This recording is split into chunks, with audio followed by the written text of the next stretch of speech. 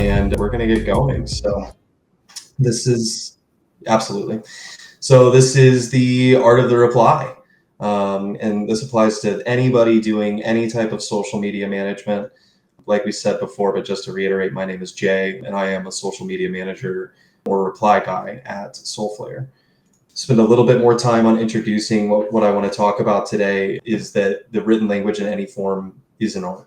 And the reason that I want to address you that is any art requires learning.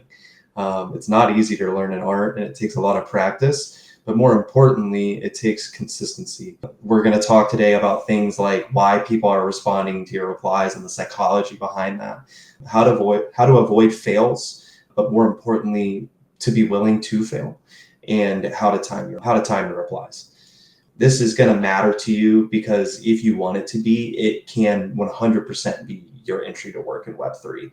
If you come into Web3 completely unknowledgeable, completely blind, you don't even know what DeFi is, you just learned what Solana was yesterday, and you want to learn and you want to work, it's potentially one of the best ways. Will it take a lot of work and potentially a lot of, maybe unpaid work, just working for yourself and growing your personal brand? Absolutely. But it's one of the best environments for you to be completely crashed with everything that's happening on crypto Twitter.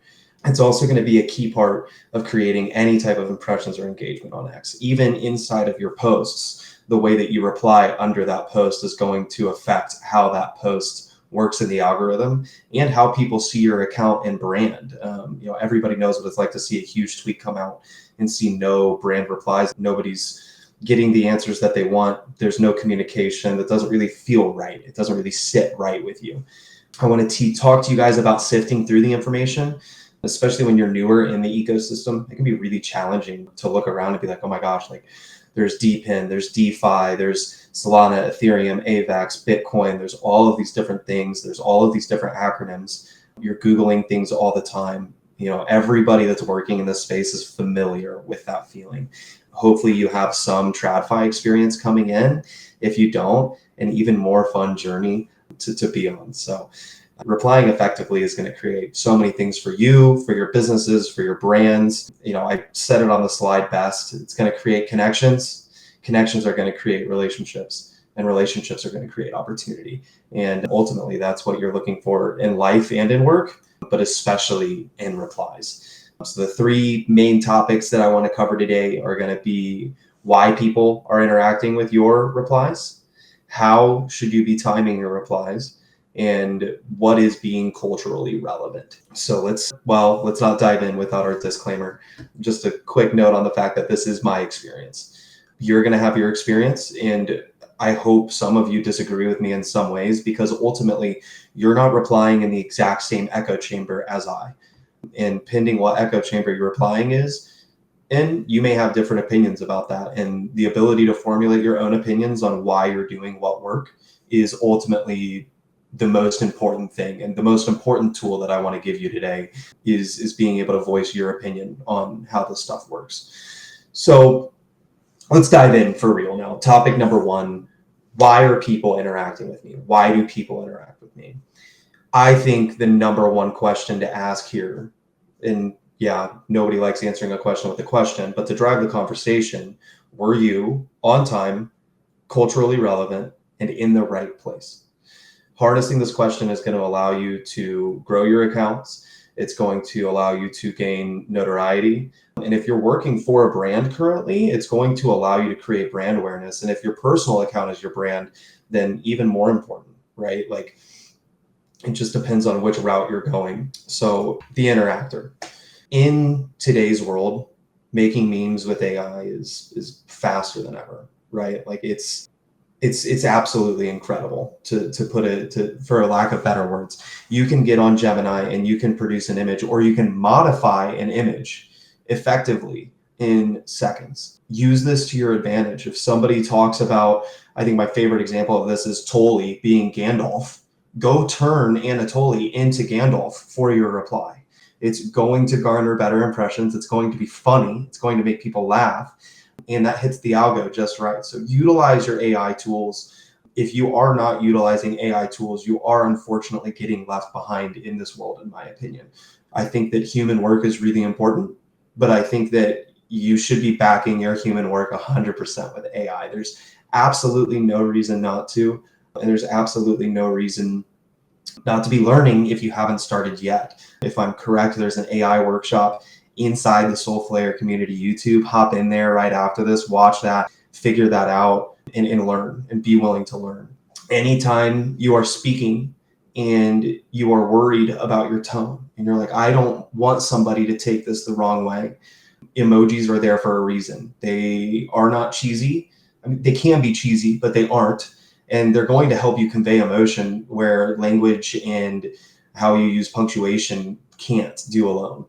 If you're trying to be sarcastic, or if you're trying to make a joke, or if you're trying to shitpost somebody, I didn't ask Maki before I got on here if I was allowed to cuss, but sorry, Maki, if I shouldn't be. But if you are shitposting somebody, you want them to know that you're trying to have a good time. And I find that at least my biggest barrier of entry was I didn't want to offend anybody. I didn't want to make anybody mad. I didn't want to make them sad. And I also didn't want them to think that I didn't know what I was talking about. Right. That was really scary, especially jumping into this massive field of Solana where there's so many things going on every day. And to be an effective reply guy, you have to have some knowledge of everything to be able to reply to everything, to be able to get the most brand awareness, to be able to interact with the most people, and in turn, to be able to get people to interact with you, right? Doing all of these things effectively is going to take more time and attention than I feel like a lot of people think. I do spend somewhere close to 8 hours a day trying to make replies. I have other tasks that I do, right? If the timeline's slowing down, if I'm sick and tired of scrolling, right? Like as we all get, like it can be really hard to scroll all day long. Yes, I'm going to go do other tasks. I'm going to ship other content. I'm going to do my other work for the company. But the ultimate goal is to be aware of what's happening on the timeline for 8 hours a day, period. Like that's what I'm meant to bring to my team. And that's what you're meant to bring to your team as a reply guy is you aren't really just replying. You are constantly aware of community sentiment. You have to stay, to touch on a point that I'm going to touch on later, culturally relevant. And yeah, so key point in this task is you're going to have to make mistakes. To get people to interact with you, you're going to have to make replies where people don't reply to you. And when you realize that it's Twitter and nobody cares and about your mistakes, like you're going to have so much more fun. Cliche, but you miss 100% of the shots you don't take. So take all of your shots. It's not that hard, and it's gonna elevate your account in the future. So this topic isn't something that I feel like is necessary to ramble on forever, because ultimately people are interacting with you when you are culturally relevant, when you are on time, and when you're adding substance to the conversation, right? So I would rather see somebody like a guardian, or anybody for that matter, to come into the replies and be unique and wrong than be just another one of the replies that kind of blends in. When I'm replying, my biggest goal is that I never want my account to be confused with a bot, right? Because ultimately when you're scrolling replies, like, yeah, you see the profile picture, yeah, you see the account, but you're scrolling to read the replies. The psychology of that is that you want to see what the top replies are. You want to see what people say. And to be a top reply, people have to interact with you, and you're going to have to be unique. So to be unique and to get people to reply to you, you're going to have to mess up, because you're going to have to learn how to be culturally relevant. And that's really challenging, especially if it's a new culture to you. If it's not a new culture to you and you feel like you're struggling with this, you probably are struggling with imposter syndrome, and you got to set that aside. I deal with it personally all the time. I feel like anybody working in a remote space is going to deal with imposter syndrome, because you aren't getting as much interaction with the other humans that you're working with. And it's easier to doubt yourself. Stop doubting yourself. You're here now. You might as well have pride in what you're doing. You might as well have pride in yourself, and just get ready to learn. Like, be willing to go look at your analytics and see nobody replied to me when I posted this reply. Why is that? click on your reply, study it, go look at the other replies under that account and look at what got interacted with, what got the most likes, what appeared in my algorithm up top, what did the other person reply to, right? Why did people interact with that tweet? And it's like a case study on yourself. And that's going to teach you so much about why people are interacting with you, right? There's only so much that I can say. Ultimately, you need to find your voice. Are you sarcastic? Are you a leader? Are you somebody that's looking for calls? Are you in the trenches? Are you into DeFi protocols? Are you into DePIN, right? Like, are you out here buying helium nodes and then putting them out for people? All of these things are going to affect the way that you interact with people. You can be a reply guy for anybody, right? Like, along my journey, I was a reply guy for Rax NFT. I was a reply guy for Crypto Undeads. I was a reply guy for GoFundMe. I was a reply guy for the Soul Brothers podcast. And, I hope that I did my job decent enough that you guys may have heard of some of those accounts. But the point is if you go look those up, not a single one of them was the same. And it can't be, right? If you want to learn to be an effective reply guy for companies, you are learning to find the tone of your company and whatever tone those people want you to have. And there's all sorts of other things such as libel and things like that. But when we're working from personal accounts, you don't have to worry about that. What's your voice? Never be afraid to share your voice. Don't spend time in a space that you're afraid to speak your voice. So that's my take on why people are replying to you and why they're interacting with you.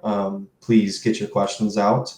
But let's move on to something that I think is just as important, if not more important, which is the timing of a banger, because that's what we're all going for. We all want banger replies. We all want to go viral. We all want to be replied to first. We want people to interact with us.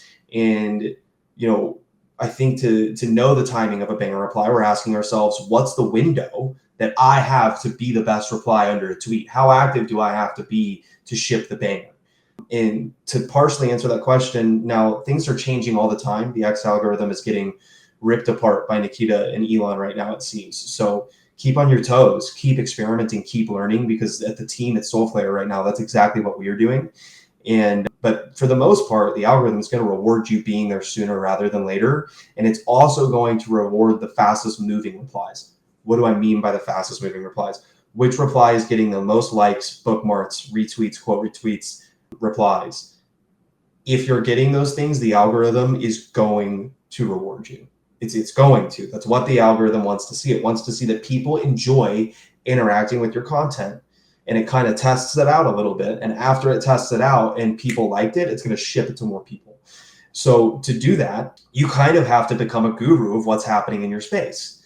Because if you are not there, ultimately, within the first 5 minutes, I would argue, you are severely cutting your chances of getting what we would consider a banger reply, where you're getting upwards of 500 to 750 impressions and you're getting upwards of 20 to 30 likes and people are actually saying something to you in response. You're not just getting botted replies. You're going to need to get there within the first 5 minutes.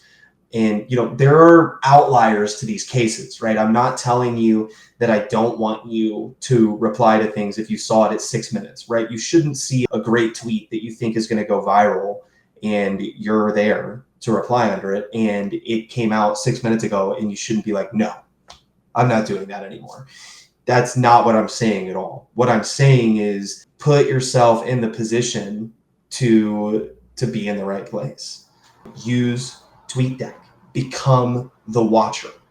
Put your eyes on everything. This isn't just going to benefit your company. You're going to learn what the heck are all these acronyms? What the heck is going on in the space? And you're going to be everywhere, right? Like, when people see, which this is a totally other topic, but when people see my Twitter Pro, I typically get laughs, and I typically get, the number one question I get is, how the heck do you look at that all day? You should be watching enough to make people kind of reconsider how much they sit on Twitter to be an effective reply guy, right? Like, if you can't use TweetDeck, right, it's not always feasible for somebody to be able to say, okay, all right, Jay, like, good for you, dude. You're working for Solflare, you're making money and you can sit on TweetDeck all day. I can't do that. okay, create lists that are relevant to you or to the company that you're working for and plug them on your phone. You can go on mobile and you can add the lists on your bar up top and you can scroll through those. And that's like a mini Twitter Pro, and that's your gateway, right? Because then you can dial in which timelines you're looking at, and you don't have the excuse of, oh, like my algo is not firing today. Well, make your own algo. Go create lists of people that are important to talk to and speak to them, right? How do you find the people that are important to speak to is another great question that I usually get, and I'm going to preemptively answer it. Go look at who the smarter people are following, right? Who is Magic Eden following? Who is Solflare following? Who is, Bangers following? Who is Clemente following, right? Why are they following them? Who are all of these people following? If all of the people that you know in CT are following somebody, they should be on a list somewhere that you have access to, and you should be interacting with them all the time. Because then in theory, you're putting yourself in front of everybody in Solana, right? And that's the ultimate goal, is how do I put myself in front of everybody in Solana? The final thing that you have to ask yourself, and this goes along with everything that I'm saying, is the tweet that you're replying to relevant? I don't mean don't interact with your community because, you have people in your community that have less followers and you don't think that there's any reason to be there. No, I mean, is it relevant to your brand? Are they talking about crypto? Are they talking about the market? Are they talking about DePIN, DeFi, things that you're interested in learning about? Is it somewhere that you can grow, right? Not only that, but if you're replying to, let's use two examples here, right? There's two Twitter accounts that I'm going to use here. There's Penn Station and there's McDonald's, okay?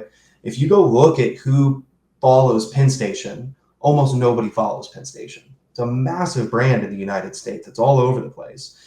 But then if you go look at a brand like McDonald's, they have millions and millions and millions of followers, and you notice, oh, all of crypto Twitter follows Solana because there's this meme about the McRib coming out, and people want to know when that happens. And people also think that the McDonald's intern is kind of funny. So now I'm going to start replying under McDonald's. The same thing would go for, maybe you're Solana native. Why would you reply to Pudgy Penguins? Because everybody follows Pudgy Penguins. So there are so many questions to ask when you're asking if the tweet that you're replying to is relevant. So there's no way I could have answered them all. And please write them down, send them to Maki and Tommy, because I'd love to Mackie and Tommy, because I'd love to answer them. And I think that they're great questions, because this is kind of what time is money, but it's also experience, and it's also how you apply yourself, and it's also going to affect how much you grow. So if you're spending all your time replying to people that are not relevant, it's not going to benefit you in the way that replying to people that are relevant would. So please, please, please make sure you're doing that. Put yourself in a position to be on time, but always reply to relevant tweets. I cannot stress that enough. I don't care if you realize that Solana tweeted something that directly impacts you, and you noticed it 5 hours late, and you're embarrassed because we had this conversation. You feel like you should have at least noticed a Solana tweet sooner, right? Still reply. How good of a banger can you ship? Go study all the other bangers. Can you play off of them? Can you make something better? Still be involved with your community, right? Because when you gain followers, they're going to see your replies outside of people clicking on the tweet to reply, right? People clicking on the retweet to reply, that was brutal. People clicking on the tweet to reply are going to see what the algo rewards, right? So if you got in there in the first 5 minutes and you wrote a banger and it starts to go viral, yeah, a lot of people are going to see that who may not have heard of your account before, who don't see your account a lot. But when you reply 6 hours late, you're 200 followers, 500 followers, 2,000 followers, they're going to see your reply pop on their timeline. And when they see relevancy, they're like, that's why I follow that account. That's why I trust that account, because they're involved with everything that I want to be involved of. A lot of people are aware of the theory of you are the average of your 5 closest friends. on social media, I think the psychology works very similarly to this. People want to be surrounded with what they believe is relevant. So you have to be relevant. If people want funny people, you need to be culturally relevant. If people want information and you want to tap into those people, you're going to have to reply to the correct information, right? So that's potentially one of my all-time favorite topics, because a lot of people don't get why somebody could spend so much time on Twitter. Why is the job requirement that I need to be online all the time? And it's because you have to understand what's happening. You have to be able to be relevant, and you have to be on time. So my notes for that topic. Let's move on to something that I've touched on a lot, and that is probably the thing that I'm going to need to spend the most time on today. So forgive me, but I wanted to save it for last. The question for this topic is, what does it mean to be culturally relevant? And why am I bringing this up? Because there's a great point to this, because I reached out to the Bonk intern, the Bonk Fun intern, the Bet Hog intern, another Bonk intern, and several other people in my immediate circle who are widely considered as some of the better reply guys in the industry. And I asked them, what created your success? If there were two things or one thing that you had to give that were why you were successful and what it requires, what's required to be able to ship bangers consistently, is you have to be able to be culturally relevant, which means you got to be tapped in. This is a must for banger replies. If you go viral, right, that requires people from outside of your echo chamber to think that what you said was funny, which requires cultural relevance. If it's only funny to you and your immediate friend group, if it's an inside joke, cool, make the joke with your friend group. Know that that's not adding value. It's not, because you aren't creating something that's culturally relevant. You're creating something that's relevant within your friend group. So a healthy mix is recommended, but finding a way to do both is the goal, right? Like, how can I have fun and be culturally relevant? It's going to allow you to connect with your target audience, and it's going to make it easier to go viral, period, 100% of the time. To do this, and I know I'm a broken record, you have to be a student. You have to be in love with the game. You have to be in love with what Solana is doing. If there is something about what Solana is doing that you love, you need to hold on to that, and you need to hold on to it tight, because that's going to help you grow, especially your personal account, right? From your personal account, you probably need to know 1 to 2 topics incredibly well, and then you need to fork out as much as you can, right? So you need to consume content. And even that like 15 minutes on Instagram that you're like, oh, that wasn't really relevant to Twitter, you need that. You need what's going viral on Instagram, what's going viral on TikTok, what's going viral on YouTube, what is the current pop culture, right? What are people consuming? What do people like?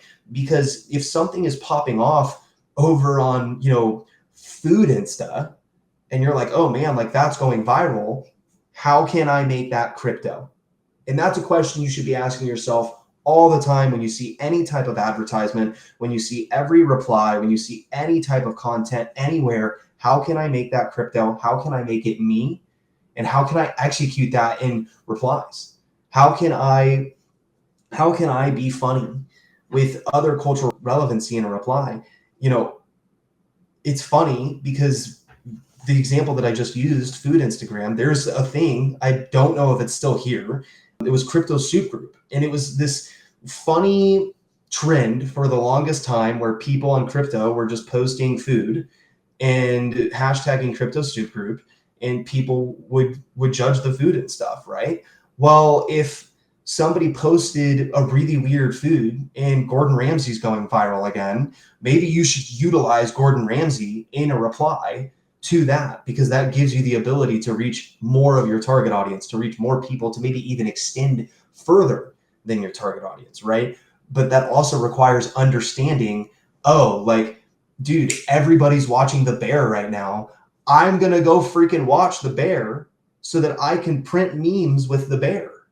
You're not going to be able to print the best memes if you don't understand what's going on. So That's a part of why I love reply guying so much. Is one thing that I do really enjoy is staying up to date on this stuff, like getting to watch the newer TV shows that everybody's raving about, getting to laugh at the trends on TikTok and Instagram and laugh at how silly people are, and staying in tune with the news. Also, really important to stay in tune with the market, right? Which can benefit us all in other ways that I do not have enough personal experience to talk about.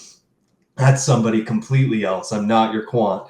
But this can teach you how to become to make your own conclusions about things, which again, is only benefiting you more, right? Being a reply guy should force you to learn about everything, which could benefit you financially. It could benefit you from a knowledge base. It could benefit your relationships. And it could also just give you a community, which is also freaking incredible. Like, who doesn't want to be a part of a community? And to touch base a little further than that, if you don't know what to do, great artists steal.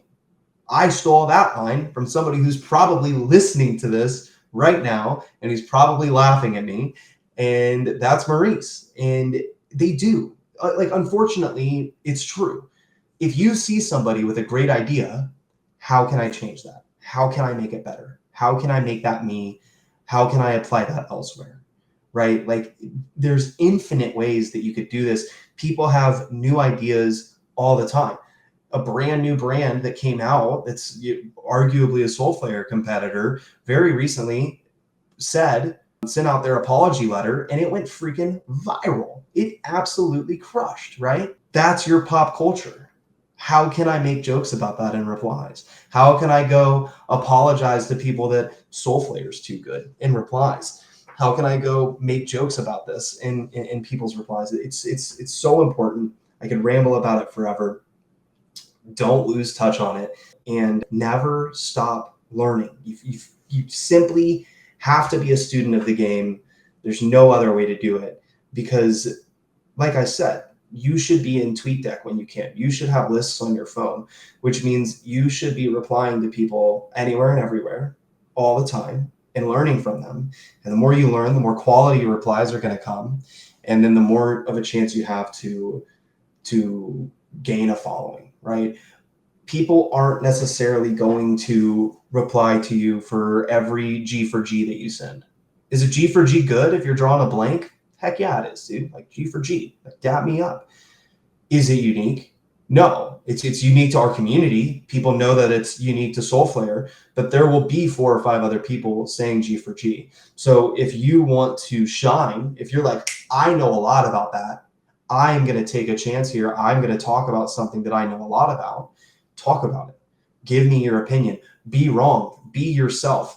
Don't be willing to mess up. Like I said, like, all of these things have to happen. And for me to be a successful reply guy, I'm doing this all day, every day, especially from an account like Solflare, because it's quite challenging. Everybody is potentially a user of Solflare, and I want everybody to be a user of Solflare, right? Like, I'm a piece of the marketing here. I'm a piece of the social media management here, which means my end goal in your end goal for your personal brand and for Solflare, for whatever company maybe you reply for, is to make them known by all and to create users out of people that are interested in your product, right? So always learn, always ship, never be afraid. And thank you for listening. I am a little bit short on time, but I'm really happy with 30 minutes. So I'm going to tell Maki to tap back in, and let's get some questions.